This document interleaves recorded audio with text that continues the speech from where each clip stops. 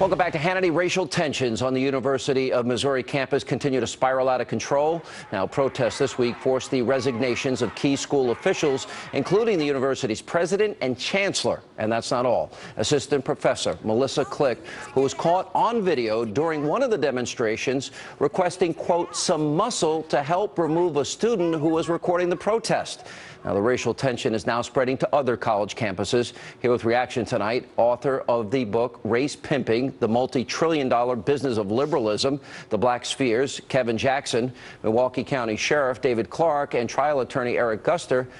Kevin, I'll start with you. You're there. You see this. We're getting mixed reports. Apparently, some student on campus threatened black students.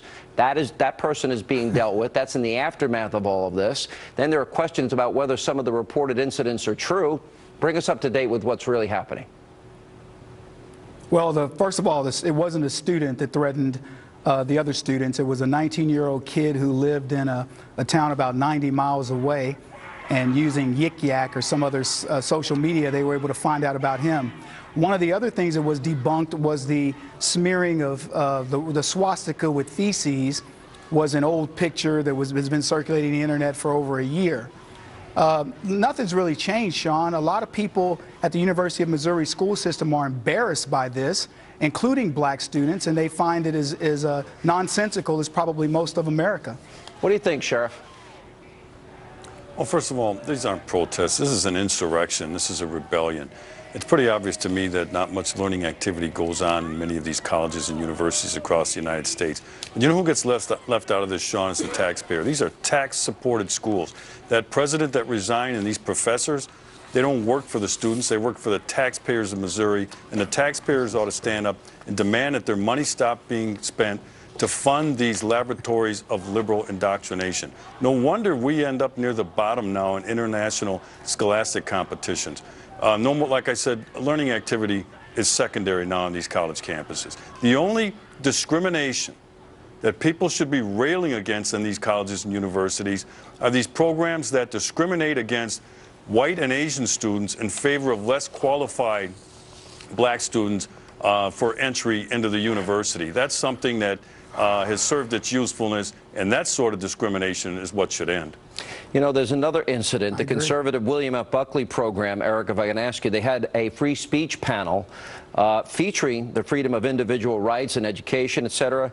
And anyway, during the panel, protests began. Stand with your sisters of color, here and now and always. A security guard asked these people to leave. They refused. It was caught on camera.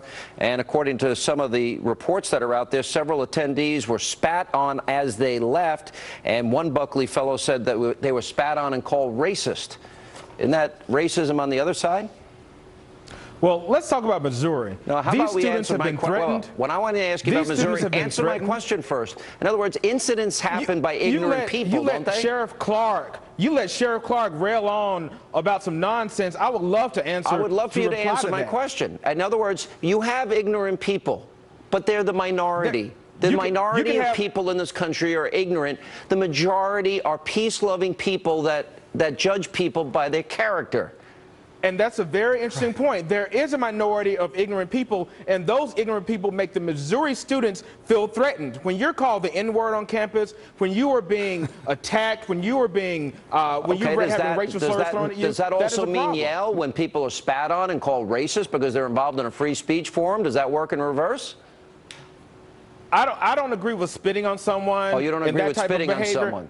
No, that is totally inappropriate. That is inappropriate. But back to Missouri, these students have been. You want to go back to Missouri, but we have incidents. Absolutely. Kevin, my point is this. You let super conservative people run on, Sean, and you always try to put me in a box on what I want to debunk. Just like what Sheriff Clark was railing about. I'm glad you admitted that spitting on somebody is really wrong, and you really spoke out in a powerful way there. But Kevin, my point is this: this is not the majority of people. Are we building a grievance mentality among kids? I lived in Atlanta. I knew Hosea Williams. I met Andy Young and interviewed him, and Joseph Lowry and Hosea Williams.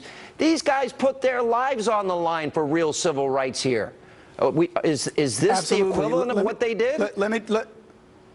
No, look, you're exactly right. Look, if these were the people leading the civil rights back in the 60s, we'd probably still be on plantations. These are the weakest group of individuals I've ever seen, and they're an embarrassment to blacks. And what Eric is trying to claim is that this incident even happened. I would be willing to bet you that the incident probably didn't even happen. The kid who's claiming that he's, you know, it's white, the kid who's claiming white privilege, and went through the hunger strike, his father is a wealthy black man, works for the railroad. Look, America's getting tired of this type of nonsense. There are colleges called historically black colleges and universities that if black kids want to go and get the full black experience, go there. But when you go to an institution that's 77% white and you know it, you're getting what you're getting. And it isn't, there's no discrimination there. They've got diversity program after diversity program. So you're saying it's okay for black students to be ridiculed, called names because they go to a white university? That is the most ridiculous thing ever. And to sit here and claim that's absolutely insane. That student, because that student comes from decent wealth. We got to go one at a time. Sheriff, let's bring Sheriff Clark back. Sheriff. Let me answer, Sean. You never give me a chance to reply. Why are you complaining? You just had the floor. These students are a product of these professors of the university. They fill their heads with this nonsense, like I said. This cultural isolation is retrogressive. This doesn't help anybody. We've gone from this multicultural idea, which I think is problematic anyway, and all of a sudden we want to isolate people again, create spaces for black people to go and heal. I mean, this stuff is nonsense. Let's get back to the topic of academic rigor, study, intellectual conversations going on, and forget all these rebellions and these insurrections. That's all this is. All right. Thank you all for being with us. Forget students standing up for their rights. That's a shame you actually say that and be a peace officer. They don't even know what their rights are. All right, coming up, thank you all. 2016 GOP presidential candidate.